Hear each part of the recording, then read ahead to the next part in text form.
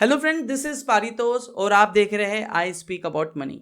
आज इस वीडियो में हम बात करने वाले हैं बेस्ट स्मॉल कैप फंड्स के बारे में। 2022 में मुझे अगर स्मॉल कैप फंड्स में पैसा निवेश करना है तो कौन से फंड्स मेरे लिए बेहतर होंगे, इसमें मैं स्टेप बाय स्टेप प्रोसेस आपको बताने वाला हूं। और ये वीडियो खासतौर से उन लोगों के लिए खास होगा जिन्होंने अभी तक स्मॉल कैप फंड्स में इन्वेस्ट नहीं करा और साथ ही में they want to invest their money but at least they will hold it for at least 10+ years, क्योंकि स्मॉल कैप फंड्स काफ़ी रिस्की हो सकता है शॉर्ट टर्म में, but in the long term they have a potential to become a large cap and giving you very good returns. तो पहले बात करते हैं स्मॉल कैप के बारे में कि स्मॉल कैप होते क्या है। तो अगर टेक्निकल डेफिनेशन में जाए, शुरू की टॉप 100 कंपनीज आपकी लार्ज कैप कंपनीज है। उसके बाद जो कंपनीज आती है आपकी वो आपकी मिड कैप आती है। 150 कंपनीज जो है वो मिड कैप है। उसके बाद जो भी रिमेनिंग आफ्टर द 250 जो कंपनीज आती है वो सारी आपकी स्मॉल कैप कंपनीज हैं। अब स्मॉल कैप कंपनीज वोलेटाइल हो सकती है शॉर्ट टर्म में, बट अगर आपका स्मॉल कैप का पोर्टफोलियो डाइवर्सिफाइड है और काफ़ी अच्छे तरीके से बना हुआ है तो उनमें से कुछ stocks they can become a multibagger and then that they stocks can give you very good returns to the fund, जो भी फंड में आपने पैसा लगाया हुआ है। तो खैर सबसे पहले हम स्मॉल कैप फंड्स के बारे में किस तरीके से इसको फिल्टर करेंगे उसके लिए मैंने हालांकि एक पूरी एक्सेल तैयार करके रखी हुई है, तो आपको वो डिस्क्रिप्शन में दे दूंगा तो आप उसको रेफर कर सकते हो। अगर मान लीजिए आपके पास कोई स्मॉल कैप फंड्स ऑलरेडी है तो कोई बात नहीं, आप उसको कंटिन्यू रख सकते हो। आप इन फिल्टर्स के बेसिस पे चेक कर सकते हो, आपको लगता है कि उनको कंटिन्यू करना नहीं करना चाहिए, वो आप इस वीडियो के बाद काफ़ी हद तक थोड़ी सी क्लैरिटी हो जाएगी। इसमें हम जो 2-3 चीज़ें जो ज़रूरी है हमारे लिए देखना किस तरीके से फिल्टर कर रहे हैं। सबसे पहले हम देखेंगे कि भाई फंड का अल्फा कितना है, एक्सेस रिटर्न कितना जनरेट कर रहा है अपने बेंचमार्क से। अगर मैं यहाँ पे बेंचमार्क की बात कर रहा हूँ तो स्मॉल कैप इंडेक्स उसका बेंचमार्क हुआ, कंसिस्टेंटली एक्सेस रिटर्न जनरेट कर रहा हो, अच्छा अल्फा जनरेट कर रहा हो, वो मेरे लिए फंड बेहतर होगा। दूसरा मैं ये भी देखना चाहूँगा कि वोलेटिलिटी कम हो। अगर मतलब लाइक कि कोई भी पर्टिकुलर अगर कैटेगरी की बात करें 10% गिर रही है तो मैं चाहूँगा कि ये कम वोलेटाइल हो, कम गिरे, जब मार्केट गिरे तो कम गिरे, तो वोलेटिलिटी कम हो। हमेशा फंड्स रिटर्न्स चेक करने के लिए पॉइंट टू पॉइंट रिटर्न्स की जगह रोलिंग रिटर्न्स को एनालिसिस करना चाहिए। तो हालांकि हमने एक छोटा सा बेसिक यहाँ पे रखा हुआ है 3 ईयर्स के रोलिंग रिटर्न्स कैसे रहेंगे। साथ में ट्रैकिंग एरर यहाँ पे हम बोल रहे हैं स्टैंडर्ड डेविएशन, अपने एवरेज से कितना डेविएट होता है। आपने काफ़ी बार सुना होगा कि फंड साइज अगर बड़ा होता है तो वो भी दिक्कत की बात है, वो लार्ज कैप में ऐसा नहीं होता। लार्ज कैप में अगर फंड साइज बड़ा भी हो तो कोई बड़ी बात नहीं होती, लेकिन स्मॉल कैप के साथ में ये है, अगर फंड साइज बढ़ता है तो ये स्मॉल कैप फंड मैनेजर के लिए काफ़ी इंपैक्टफुल हो सकता है, कॉस्ट पे इंपैक्टफुल हो सकता है। क्यों?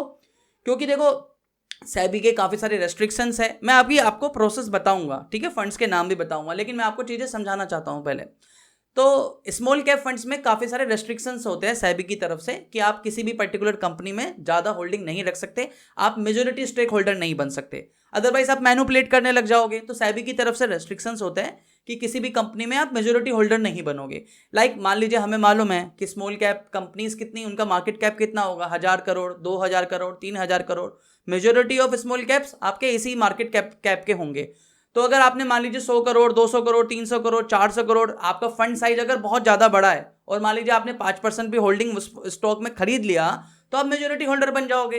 तो उस टाइम पे सेबी इस तरीके के करने से रोकता है आपको कि आप किसी भी पर्टिकुलर कंपनी में ज़्यादा होल्डिंग नहीं खरीदोगे, तो उस तरीके के रेस्ट्रिक्शंस रहते हैं। साथ ही में ये रहता है कि लाइक अगर सपोज करो मार्केट में करेक्शन आया, एक पैनिक सिचुएशन बना हुआ है, उस समय काफ़ी लोग रिडम्पशन करते हैं, तो अगर फंड साइज बहुत छोटा होगा तो वो भी दिक्कत की बात है। मान लीजिए अगर आपका फंड साइज ही 400-500 करोड़ का है, उसमें से 100 करोड़ लोगों ने निकाल लिए, 100 करोड़ विड्रॉल हो गया, तो उसकी वजह से फंड की परफॉर्मेंस में बहुत ज़्यादा इंपैक्ट आएगा। तो ज़्यादा छोटा फंड भी नहीं होना चाहिए और बहुत बड़ा फंड भी नहीं होना चाहिए, क्योंकि जब बड़ा फंड होगा तो वहाँ पे फंड मैनेजर को फंड को मैनेज करने की बड़ी दिक्कत होगी, क्योंकि जो स्टॉक यूनिवर्स है स्मॉल कैप में वो काफ़ी लिमिटेड है।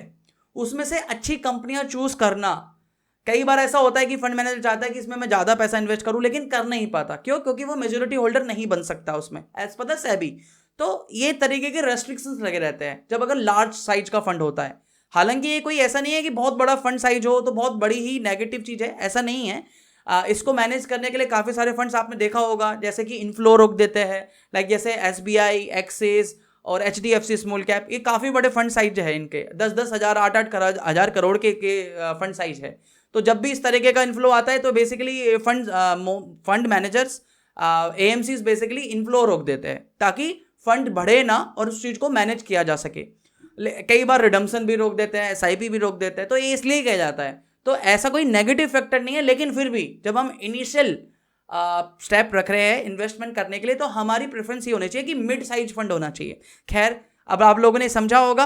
अभी मैं स्क्रीन पे जा रहा हूँ और फिल्टर किस तरीके से करा है मैं वो चीज़ें बताना चाह रहा हूँ। अगर इन केस आपके पास भी टिकर टेप है तो आप वहाँ से कर सकते हो। हालांकि मैं ये पूरी लिस्ट आपको रेडी करके दे दूंगा, लेकिन मैं टिकर टेप से किस तरीके से करा है प्रोसेस टू प्रोसेस वो मैं बता रहा हूँ, क्योंकि मेरे पास ये पेड वर्जन अवेलेबल है।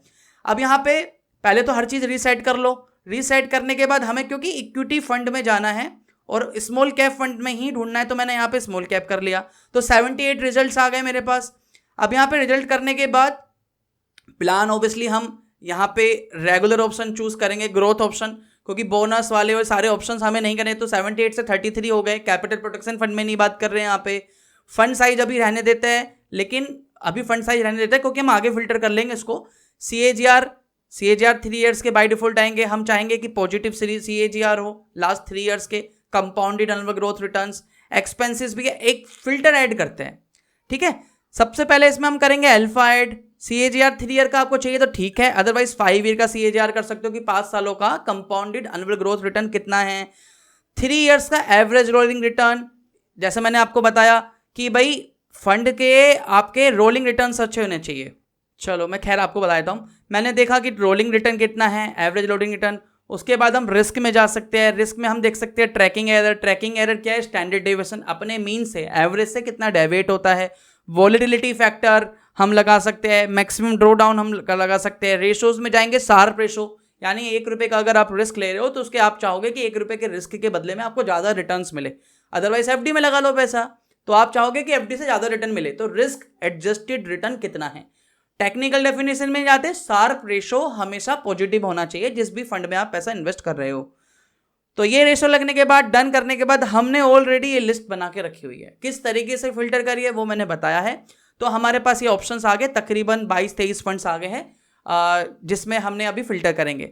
तो सबसे पहला जो फिल्टर मैंने लगा लिया ना वो अल्फा का लगा लिया, यानी जिसने अपने बेंचमार्क से सबसे ज्यादा अल्फा जनरेट करा है। This is the first factor. तो पहला फंड कौन सा आया हमारे पास? कैनरा रोबेको स्मॉल कैप, ठीक है। ट्रैकिंग एरर की बात करें, यानी अपने मीन से, एवरेज से कितना डेविएट हो रहा है। अगर आप एक बार नजर घुमा के देखोगे तो देखोगे कंपेरेटिवली काफी कम वॉलेटिलिटी है, काफी कम ट्रैकिंग एरर है, काफी कम अपने एवरेज से डेविएट होता है। साथ में वॉलेटिलिटी भी देखोगे 19.54, इसका मतलब है अपने एवरेज से +19 -19।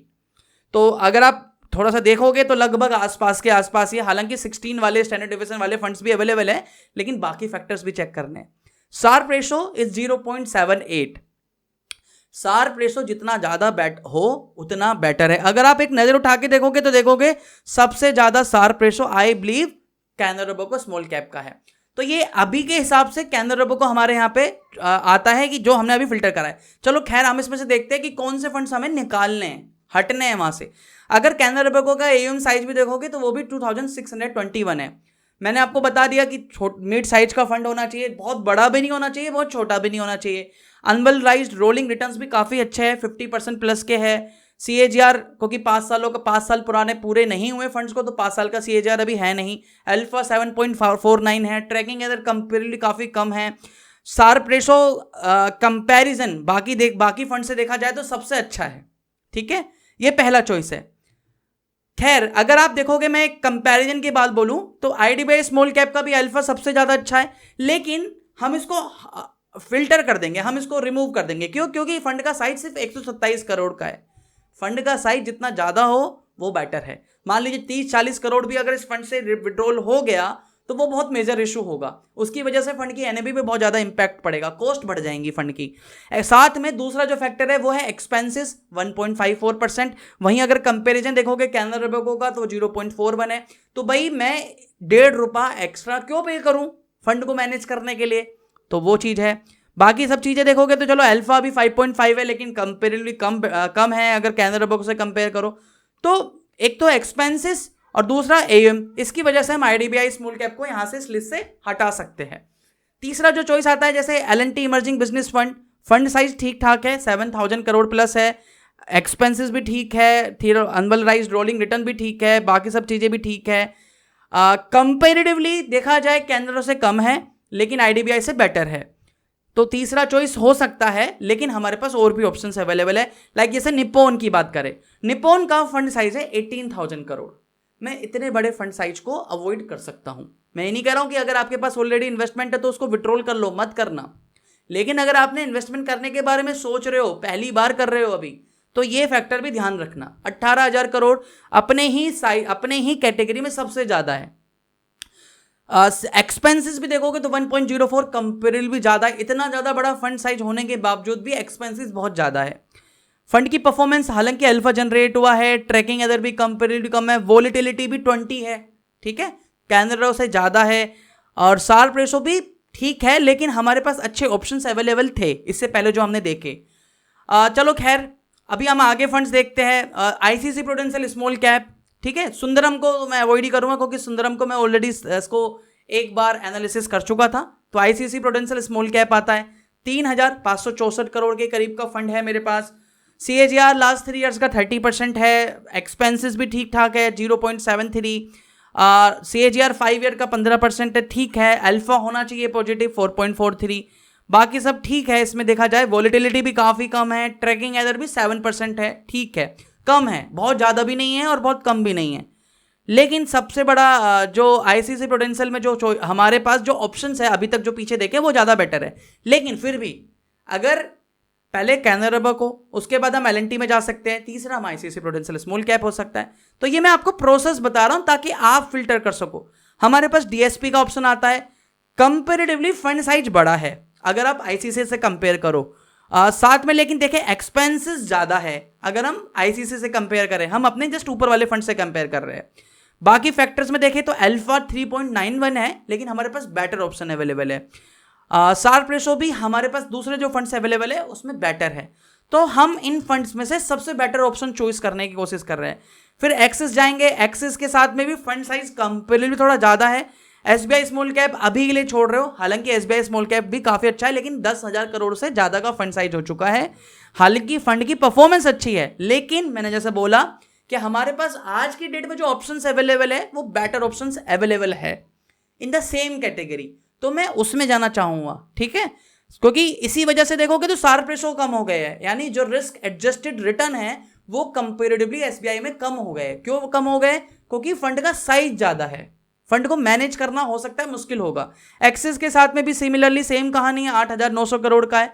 आपके बाकी फैक्टर्स देखोगे तो एक्सपेंसेस काफ़ी कम हैं, आप अल्फा देख सकते हो, ट्रैकिंग एरर फिर भी कंपेरेटिवली ज़्यादा है, यानी अपने एवरेज से अपने मीन से काफ़ी डेविएट हो रहा है। फंड अच्छा है, ये एक्सिस स्मॉल कैप इनफैक्ट मेरे पास खुद होल्ड करता हूँ, ठीक है। लेकिन फिर भी क्योंकि मेरा पुराना फंड चल रहा है, मैं पुराने काफ़ी टाइम से एसआईपी चल रही है तो मेरी चीज़ें एवरेज हो गई है, तो मेरे को इतना इसका इम्पैक्ट अभी नहीं आएगा। लेकिन अगर सपोज करो मुझे इन्वेस्ट करना है आज की डेट में अभी से, तो मेरे लिए ये चॉइसेस है जो मुझे देखनी है। शार्प रेशो 0.36, हमारे पास जब 0.78 का ऑप्शन है, 0.55 का ऑप्शन है, 0.49 का ऑप्शन है, तो why would I go with 0.36। उसके बाद कोटक का भी है ना ऑप्शन, 7,000 करोड़ के प्लस का फंड है, शार्प रेशो कम है। तो देख सकते हो आप, मुझे इसमें कुछ खास बताने की जरूरत नहीं है, ये एक्सेल ही आपकी काफ़ी हद तक हेल्प कर देगी। तो खैर हमारे पास जैसे HDFC small cap fund size 12,000 crore है, और फंड साइज के साथ में आप देखोगे तो अल्फा शार्प रेशो कितना है, 0.036। यस, इंस्टेंटली मैं इसको अवॉइड ही करूंगा क्योंकि इसके Sharpe ratio risk adjusted return इतने कोई खास नहीं है। बाकी के नीचे जितने भी फंड्स हैं उनमें माइनस में शार्प रेशो, उनमें तो जाना ही नहीं है। तो इसके हिसाब से जो चॉइस निकल के आई है, सबसे पहला चॉइस कौन सा है आपका, वो है कैनरा रोबेको। सबसे बेस्ट जो है वो कैनरा रोबेको है। उसके बाद हमारे पास एलएनटी का ऑप्शन भी आ जाता है, आईसीसी प्रूडेंशियल स्मॉल कैप का आ जाता है, एडलवाइस का आप वैसे देख सकते हो, एक बार देख लेते हैं। एडलवाइस का देखा जाए तो ठीक है, लेकिन एडलवाइस से बेटर ऑप्शन अवेलेबल है। डीएसपी नहीं, एसबीआई थोड़ा सा अवॉइड कर सकते हैं। बाकी 2-3 ऑप्शन, टाटा स्मॉल कैप देख सकते हो, टाटा स्मॉल कैप में क्या ऑप्शन है देखोगे तो शार्प रेशो काफ़ी कम है, मतलब ज़्यादा बड़े चॉइसेस नहीं है। 2-3 फंड्स है जिसमें आप जा सकते हो, Canara Robeco, IDBI small cap, लेकिन आईडीबीआई का एयूएम बहुत कम है। एलएनटी इमर्जिंग बिजनेस में जा सकते हो, निप्पॉन इंडिया स्मॉल कैप का एयूएम बहुत ज़्यादा है। उसके बाद हमारे पास आईसीसी प्रूडेंशियल स्मॉल कैप का ठीक ठाक है। पुराना फंड चल रहा है तो एक्सिस में कंटिन्यू कर सकते हो, कोटक में कर सकते हो। और बाकी ये लिस्ट मैं ऐसे कैसी देता हूँ, इसको ज़्यादा समझाने की जरूरत नहीं है। जो चीज़ें मुझे बतानी थी वो काफ़ी हद तक मैंने आपको बता दी है, सोल्व कर दी है। ये लिस्ट, ये एक्सेल आपकी काफ़ी हद तक आपकी हेल्प करेगा। तो ध्यान रखिएगा, अल्फा अच्छा हो, शार्प रेशो पॉजिटिव होना चाहिए, जितना ज़्यादा शार्प रेशो उतना बेटर है। रोलिंग रिटर्न्स अच्छे होने चाहिए और वॉलिटिलिटी यानी ट्रैकिंग एरर कम से कम होना चाहिए। जितना कम हो अपने डेविडसन से उतना बेटर है। तो उस सिनेरियो में सपोज करो आज मुझे इन्वेस्ट करना है, ठीक है, मेरे पास 50,000 रुपये है सर और मुझे स्मॉल कैप में इन्वेस्ट करना है। I will hold this investment for 10+ years. तो मैं कैनरा रोबको में कर सकता हूँ, दूसरा मैं एल&टी में जा सकता हूँ, ठीक है, एल&टी चॉइस है, या मैं even I can go with the ICICI prudential small cap. ये वीडियो उन लोगों के लिए है जो अभी तक जिन्होंने इन्वेस्टमेंट नहीं करा और वो एक्टिव फंड में जाना चाहते हैं स्मॉल कैप कैटेगरी में, उनके लिए ये ऑप्शंस अवेलेबल है। जिनका ऑलरेडी फंड चल रहा होगा उनकी कॉस्ट क्योंकि काफ़ी टाइम से, लाइक जैसे in my scenario I have already invested in axis small cap, तो मैं ऑलरेडी इन्वेस्टमेंट कर रहा हूँ, ठीक है, तो मेरी पहले से चलती आ रही है एसआईपी, तो मेरी कॉस्ट काफ़ी हद तक मिनिमाइज हो चुकी है, तो मैं उसको रोक नहीं रहा हूं। लेकिन इनफैक्ट अगर मुझे आज नया फंड करना है इन्वेस्टमेंट इन सारे क्राइटेरिया के बेसिस पे, तो Canara Robeco is the first choice. तो आई होप इस वीडियो से काफ़ी हेल्प मिलेंगी, इस एक्सेल से काफ़ी हेल्प मिलेंगी। अगर ये वीडियो पसंद आई है, वीडियो जो लाइक का बटन है लाइक जरूर कीजिए, चैनल सब्सक्राइब कीजिए। हम मिलेंगे फिर नई वीडियो में, तब तक के लिए धन्यवाद। वंदे मातरम, जय हिंद।